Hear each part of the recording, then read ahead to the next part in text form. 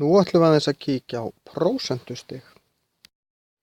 Hérna erum við með myndrit sem að sýnir okkur niðurstöður úr skoðanakönnun og fullt af fólki spurt hver var uppáhalds sjónvarpsþátturinn þeirra.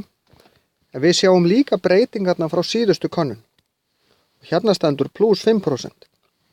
Það þýðir, er ekkert alltaf auðvelt að lesa úr því, en hér á þetta þýða að þetta verður hækkað 5% stig.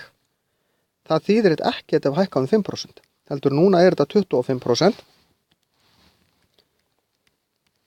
Og þá hækkaði þetta 5, þannig að þetta var 20.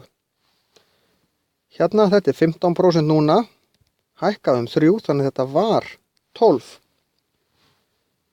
Hér erum við komin niður í, þetta eru cirka 12%. Og þetta var sem sagt í þá 14%. Þetta er minnkað 2. Hér erum við með 5 núna, var sem sagt 2. Af því þetta er hækkað heil 3. Og hérna erum við líka með 5% en þetta var 7.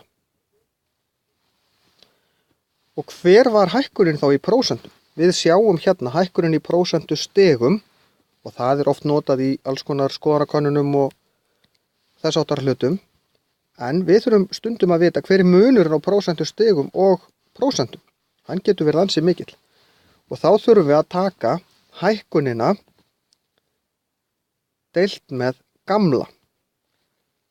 Eða þá að gera eins og við gerðum áður, að segja gamla nýja deilt með gamla mínus 1.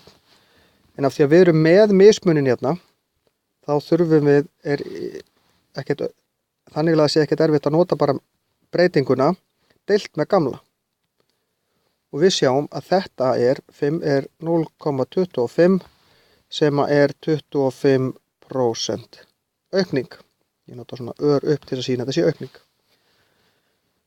Næsta 3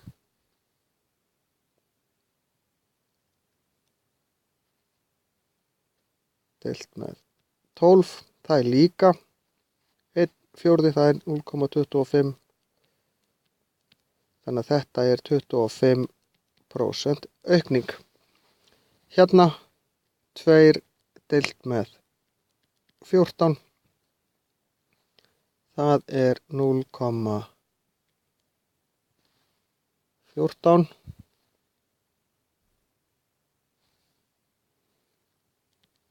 Sem er 14% minnkun. Að því að þetta er mínus hérna.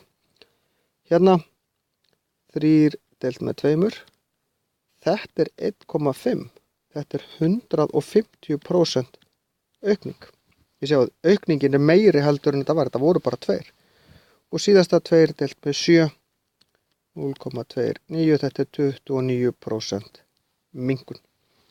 Þannig að þið sjáið, þó svo prósentustigin sé að breytast 2 upp í 5% upp eða niður, þá er prósentustigin, segi ég, þá er prósentubreytingin allt frá bara einhverjum 14% upp í 150%. Þannig að það fer eftir því hvað þetta er mikil breyting og hvað þetta var.